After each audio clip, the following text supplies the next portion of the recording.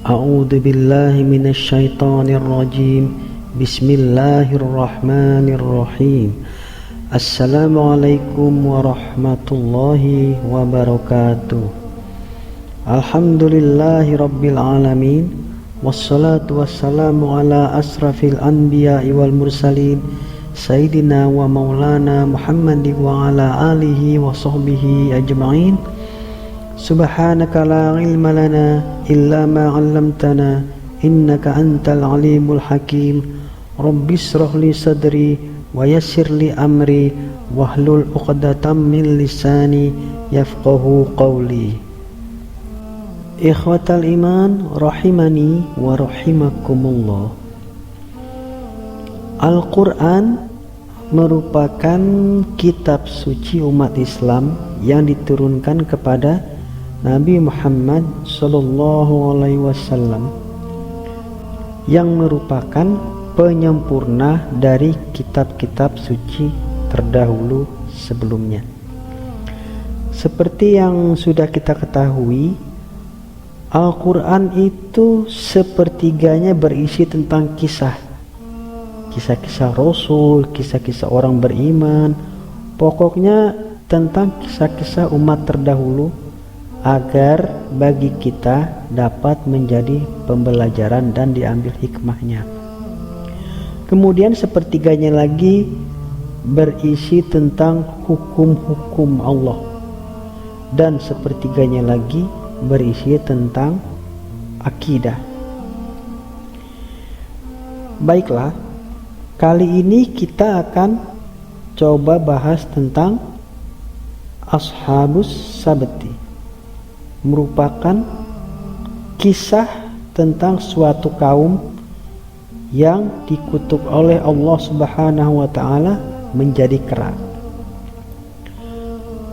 Ashabus Sabti adalah salah satu dari umat terdahulu dari kalangan Bani Israel yang diceritakan oleh Allah di dalam Al-Quran, di mana mereka dikutuk oleh Allah Azza wa Jalla dan dirubah menjadi kera.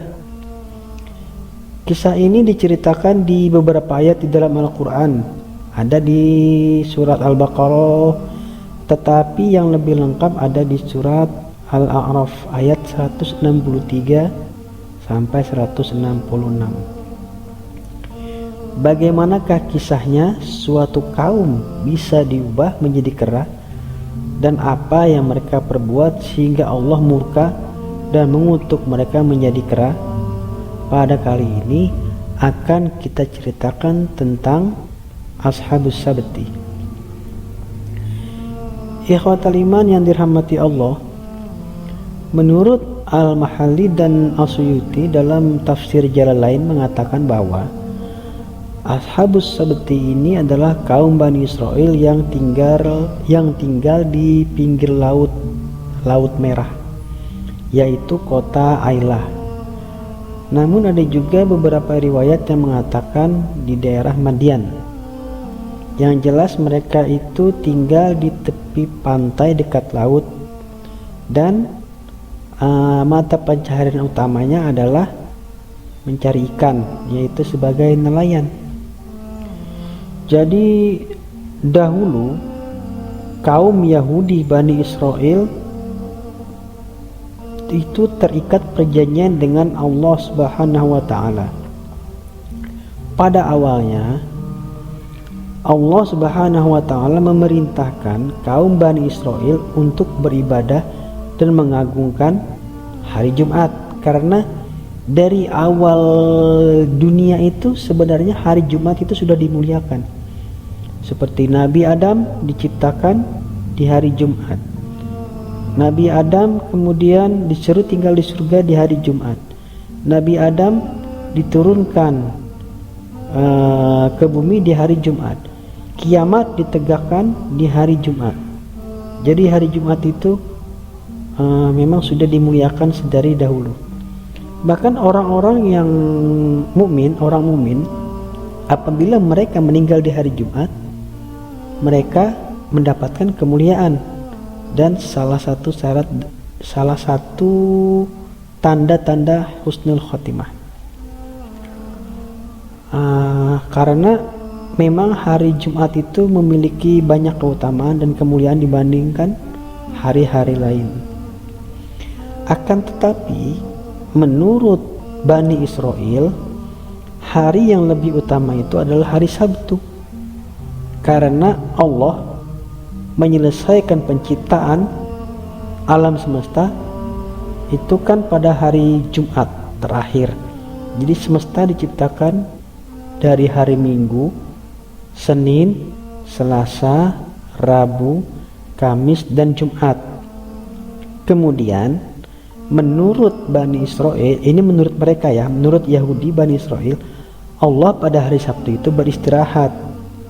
Nah, kemudian mereka berkata, si Bani Israel ini, kami akan berusaha untuk hari Sabtu, maksudnya beribadah di hari Sabtu, sebab Allah selesai, maksudnya sebab Allah beristirahat pada hari Sabtu. Itu kata Bani Israel. Akhirnya Allah menyetujui. Ya sudah, oke lah, baik, hari Sabtu untuk kalian, silakan kalian memuliakan hari Sabtu. Ini kaumnya Nabi Musa ini pada awalnya. Jadi Bani Israel, Nabi Musa itu meminta, memang Bani Israel itu aneh-aneh kelakuannya. Mereka minta hal tersebut ke Nabi Musa. Akhirnya Nabi Musa memohon kepada Allah untuk hari Sabtu itu dijadikan hari ibadahnya kaum Bani Israel, dan Allah menyetujui. Ikhwatal iman yang dirahmati Allah, hari Sabtu kemudian menjadi hari suci dan hari ibadah bagi orang-orang Yahudi Bani Israel. Di hari itu pula lah Allah Azza wa Jalla mengkhususkan dan mewajibkan Bani Israel untuk melaksanakan ibadah. Jadi hari Sabtu full ibadah, tidak boleh ada kegiatan selain ibadah. Kemudian setelah penetapan hari Sabtu sebagai hari ibadah, maka orang-orang Bani Israel tidak diperkenankan untuk bekerja di hari Sabtu karena full ibadah, hari khusus untuk ibadah. Mereka diharamkan. Jadi pada hari Sabtu itu kaum Yahudi Bani Israel itu diharamkan melakukan segala macam pekerjaan, termasuk memancing ikan di hari itu, karena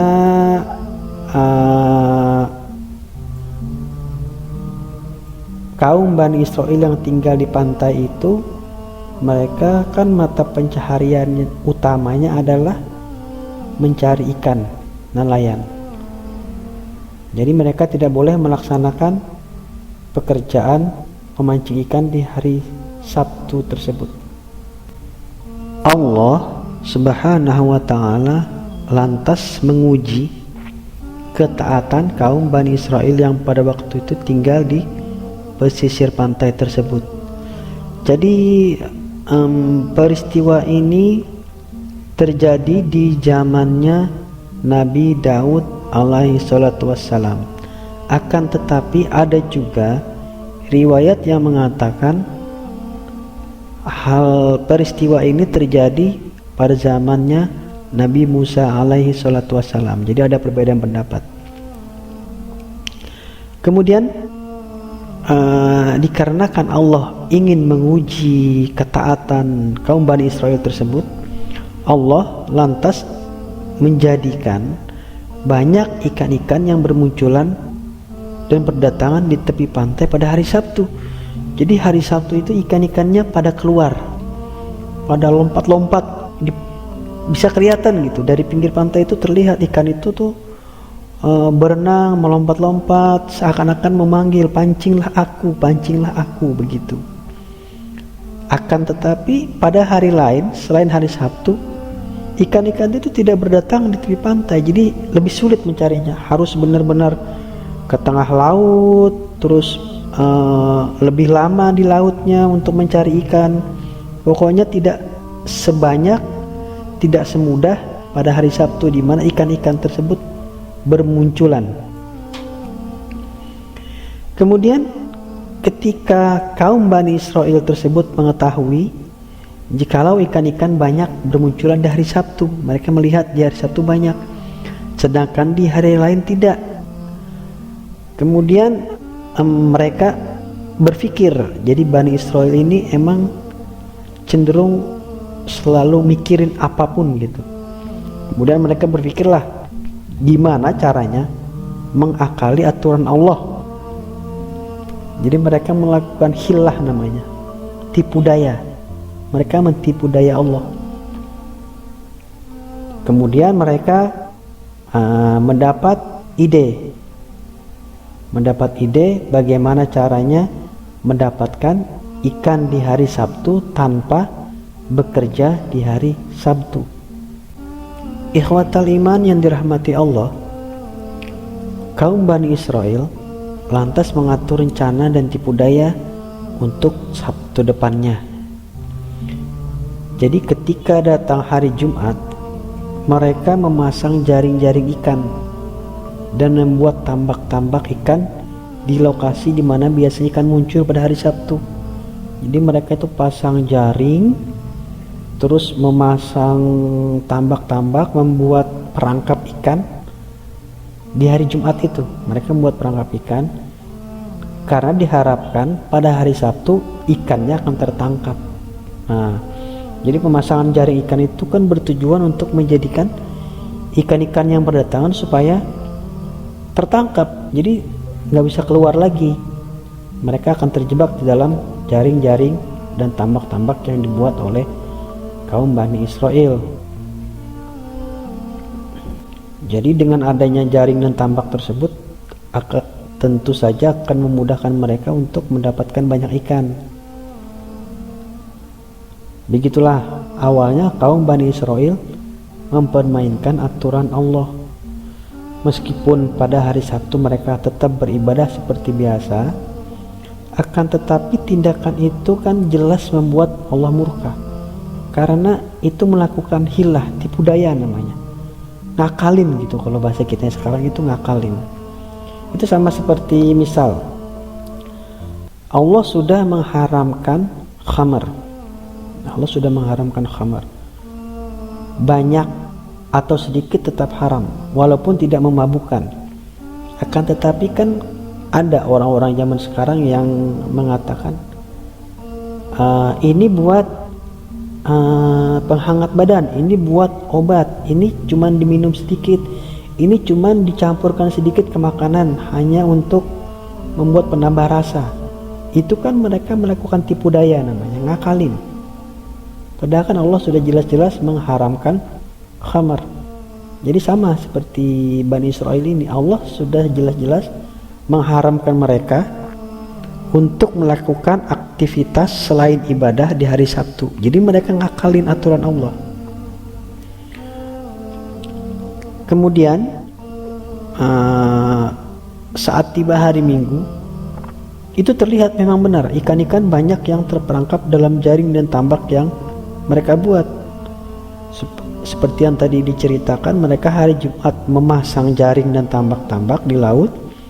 Hari Sabtu ikan bermunculan, kemudian ikan-ikan tersebut tertangkap di dalam jaring, dan hari Minggu mereka panen istilahnya. Mereka mengambil hasil tangkapan ikan-ikan tersebut.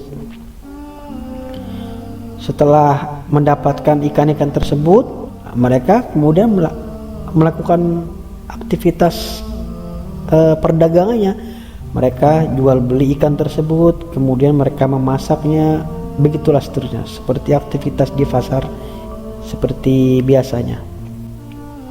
Ikhwatal iman yang dirahmati Allah, perbuatan dan pelanggaran itu tidak hanya dilakukan satu atau dua kali saja oleh kaum Bani Israel.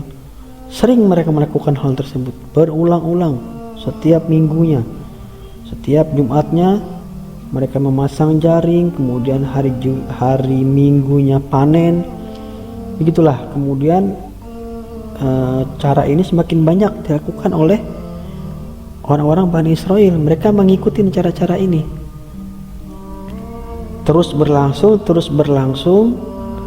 Mereka mikir, kok tidak ada azab? Oh, berarti tidak masalah ini kita melakukan aktivitas tersebut, kata mereka, kata kaum Bani Israel tersebut. Karena Allah memang tidak serta-merta menurunkan azab kepada mereka. Alhasil orang-orang karena tidak ada azab yang turun, akhirnya mereka semakin berani menentang aturan Allah dan memancing di hari Sabtu. Jadi bukan hanya memasang jaring dan tambak lagi di hari Jumat, akan tetapi mereka bekerja di hari Sabtu, bukan beribadah lagi. Mereka memancing ke laut, mencari ikan, menjaring ikan. Pokoknya mereka bekerja pada hari Sabtu tersebut karena memang banyak ikan-ikan yang bermunculan. Mereka menangkap ikan, kemudian menjual hasil tangkapan ikan ke pasar-pasar. Akan tetapi tidak semua orang yang melakukan pelanggaran tersebut. Jadi golongan Bani Israel di pinggir pantai tersebut akhirnya terbagi menjadi 3 kelompok. Kelompok pertama adalah golongan yang memang melanggar perintah Allah, melanggar janji untuk beribadah di hari Sabtu. Kemudian kelompok kedua adalah orang-orang yang memberi nasihat kepada kelompok pertama. Mereka memberi nasihat kepada pelanggar ketetapan Allah.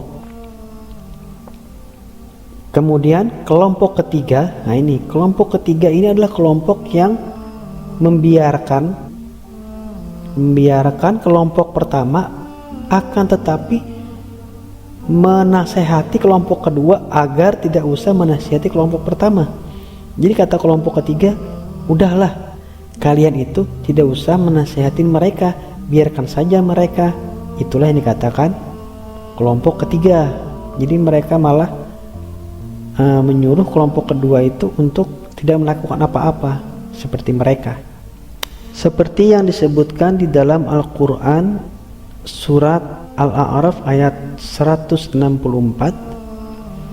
wa idh qalat ummatum minhum lima ta'izuna qaumanillahu muhlikuhum aw mu'adzibuhum adzaban syadida. Dan ingatlah ketika salah satu golongan di antara mereka berkata, mengapa kalian menasihati kaum yang akan dibinasakan atau diazab Allah dengan azab yang sangat keras. Jadi mereka malah nasihatin orang yang nasihatin kelompok pertama. Ngapain nasihatin mereka, katanya, udah aja biar mereka nanti diazab oleh Allah. Orang-orang dari golongan kedua ini masih terus tetap memberikan nasihat kepada orang-orang di golongan pertama yang melanggar ketetapan Allah.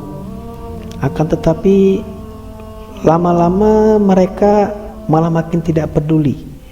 Mereka menyombongkan diri dan melupakan peringatan. Mereka itu rakus, sombong, tidak mau mendengar peringatan, rakus. Ketika kesombongan para pelanggar ketetapan Allah, maksudnya golongan pertama, semakin menjadi-jadi, akhirnya orang-orang di kelompok kedua yang memberi nasihat, yang taat kepada Allah, kemudian membangun tembok penghalang, benteng. Jadi tujuan membuat tembok batas ini adalah agar apabila suatu saat nanti Allah menurunkan azab, mereka akan terlindungi, tidak terkena azab. Karena Allah apabila menurunkan azab itu kan tidak pandang bulu, semua kena. Satu kampung, di kampung ada yang melakukan maksiat kepada Allah, satu kampung akan diazab oleh Allah karena mereka membiarkan. Jadi kita tuh kalau membiarkan maksiat, kita juga akan kena azab oleh Allah. Makanya waktu itu mereka membuat benteng, tembok penghalang untuk memisahkan diri dari kelompok yang melanggar ketetapan Allah dan dari kelompok-kelompok yang membiarkan para pelanggar ketetapan Allah Subhanahu wa ta'ala. Ikhwatal iman yang dirahmati Allah, kejadian ini terus berlangsung. Jadi kelompok pertama terus melakukan pelanggaran, mereka tetap saja melakukan aktivitas pekerjaan di hari Sabtu, dan kelompok ketiga tetap saja membiarkan. Kemudian pada suatu hari, saat orang-orang yang taat kepada Allah ini sedang berkumpul, orang-orang dari kelompok kedua, tiba-tiba datang seseorang di antara mereka, kemudian berkata, "Aku melihat suatu keanehan," katanya. "Apa?" kata mereka. "Ini di balik tembok kok sepi," kata mereka. Kata yang datang tadi. Biasanya kan rame, ada orang berjualan, aktivitas di pasar rame, pokoknya ada suara-suara, berisik, ribut. Tapi kok hari ini sepi, tidak ada suara apa-apa, seperti tidak ada gerak-gerik apa-apa. Kemudian mereka, orang-orang yang taat tersebut mencoba mengintip. Jadi mereka cari tahu kehidupan di balik tembok ini gimana, maksudnya ini kenapa ini kok sepi, katanya. Kemudian mereka memanjat tembok pembatas tersebut, dan setelah mereka melihat suasana di balik tembok, ternyata ada sebuah kejadian, pemandangan yang mengejutkan. Orang-orang yang selama ini melanggar larangan Allah ternyata telah berubah menjadi kera-kera. Dijelaskan oleh Ibnu Abbas radhiyallahu anhu bahwa sebagian mereka ada juga yang dijadikan babi. Jadi mereka diubah menjadi kera dan babi. Yang menjadi kera adalah anak-anak mudanya, mau itu laki-laki ataupun perempuan. Sedangkan orang-orang tua yang lanjut usia dirubah menjadi babi. Hal ini disebutkan di dalam tafsir Ibnu Katsir, tafsir Al-Qur'anil Azim. Dan menurut tafsir Ibnu Katsir, mereka itu dirubahnya menjadi kera yang berekor, kera kecil, bukan kera besar ya, yang seperti gorila, bukan. Jadi kera kecil, khosiin. Kalau di tafsirnya itu dibilangi mereka itu khosiin, jadi kera-kera kecil yang berekor, monyet lah kalau kata kita. Mereka semua dirubah menjadi kera dan babi, akan tetapi hanya hidup selama 3 hari. Jadi setelah itu dibinasakan.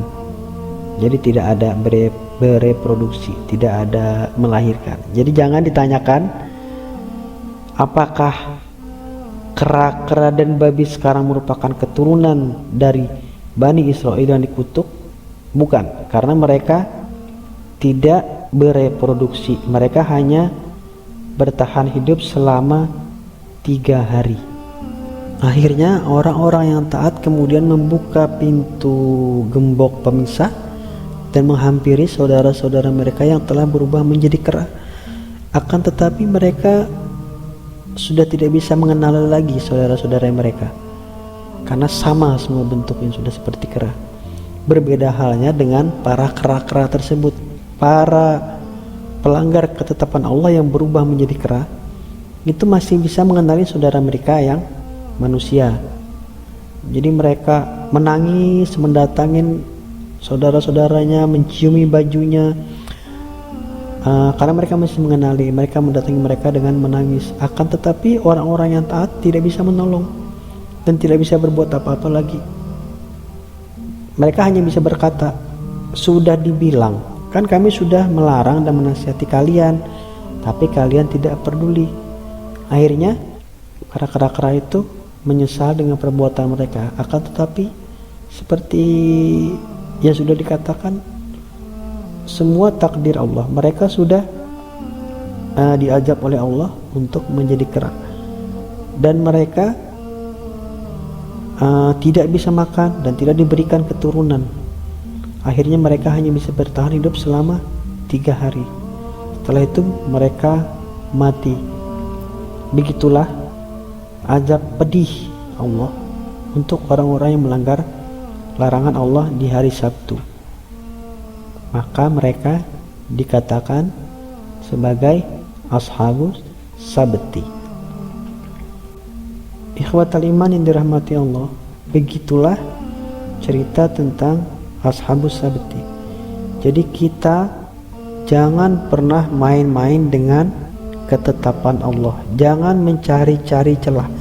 Jangan melakukan tipu daya. Karena Allah kalau membalas itu pedih. Balasan Allah itu pedih. Mudah-mudahan cerita tentang ashabus sabti ini bisa kita jadikan pelajaran dan diambil hikmahnya, agar kedepannya kita bisa selalu taat dan patuh pada ketetapan Allah Subhanahu wa ta'ala. Segala kebenaran datang dari Allah dan kesalahan datang dari diri al-fakir pribadi. Subhanakallahumma wa bihamdika asyhadu an la ilaha illa anta astaghfiruka wa atubu ilaik. Wallahu a'lam bishawab.